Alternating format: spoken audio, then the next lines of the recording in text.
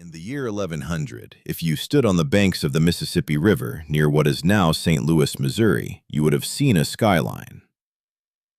Not skyscrapers, pyramids.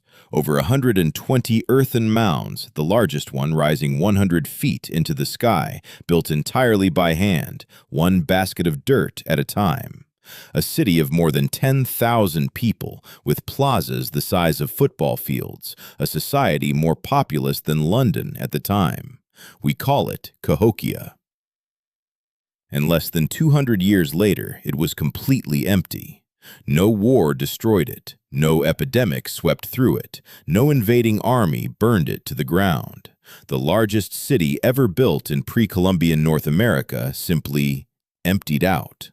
Quietly, methodically, and to this day, nobody can fully explain why.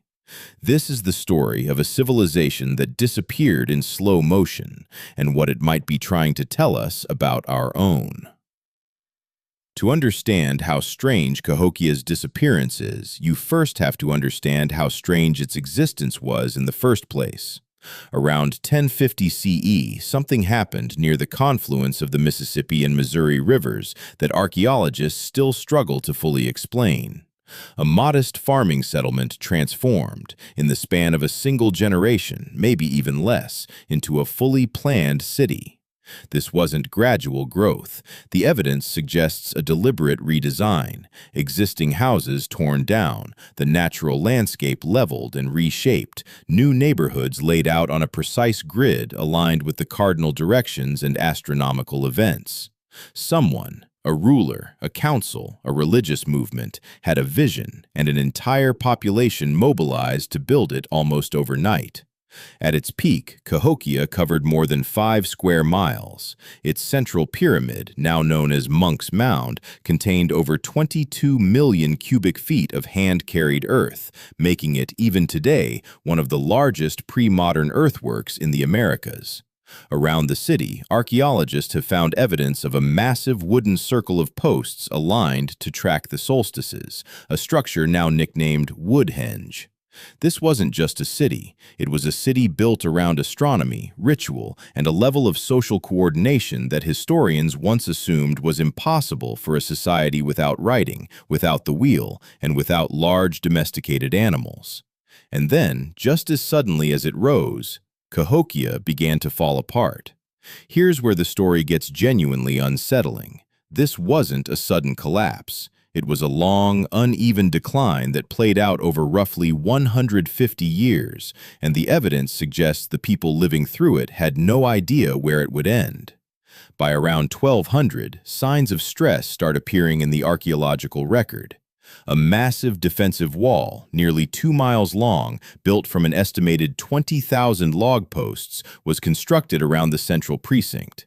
Walls like this aren't built out of optimism. Something had made the people of Cahokia afraid. Researchers have also found evidence consistent with deforestation around the city. Building and maintaining a population this large required enormous amounts of timber, for construction, for fuel, for the palisade walls that kept getting rebuilt.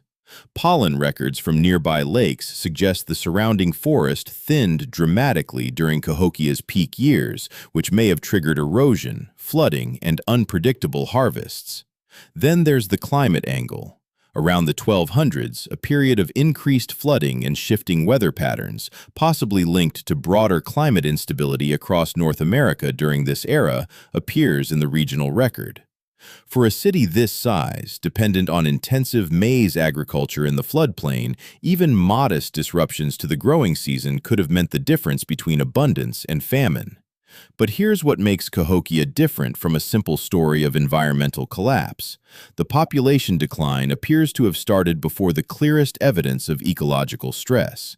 People were leaving while the city was still functioning, which raises a much stranger question.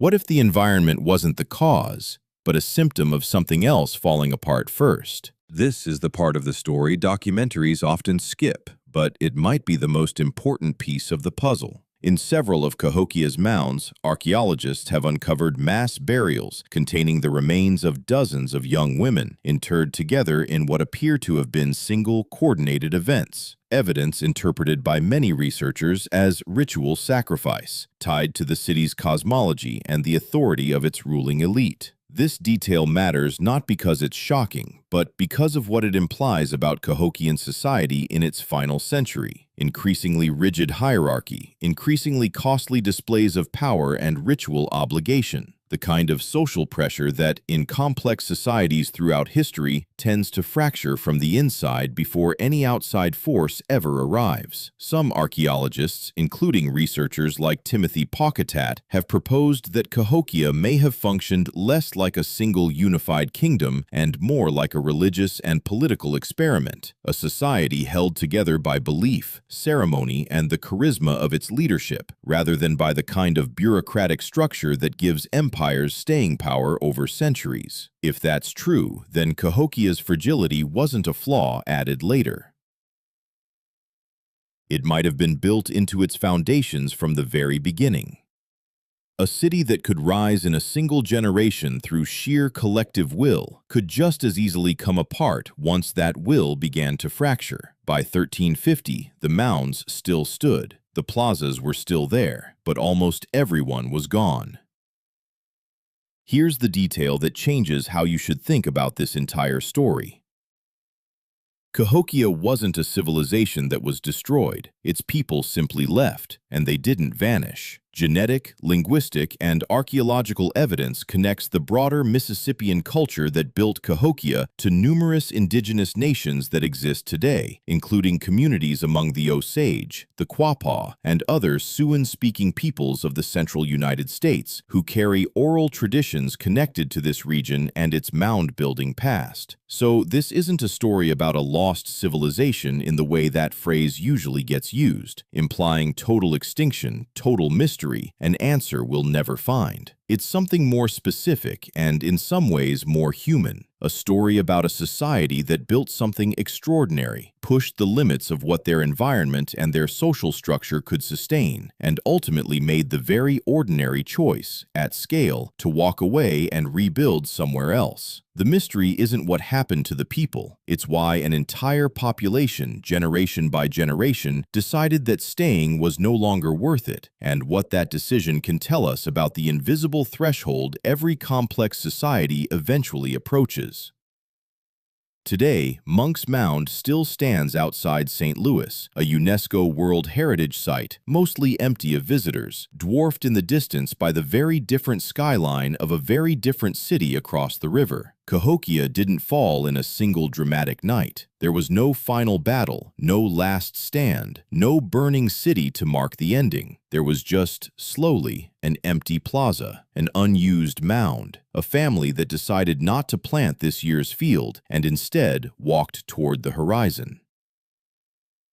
Maybe that's the part of this story that should unsettle us the most. We tend to imagine the collapse of great societies as a single catastrophic event, something you'd see coming. But Cahokia suggests something quieter and harder to recognize from the inside. 1,000 small decisions made by 1,000 individual people, each one reasonable on its own, that together can unmake a civilization without anyone ever deciding to. Cahokia didn't need an invader. It just needed people to stop believing it was worth staying.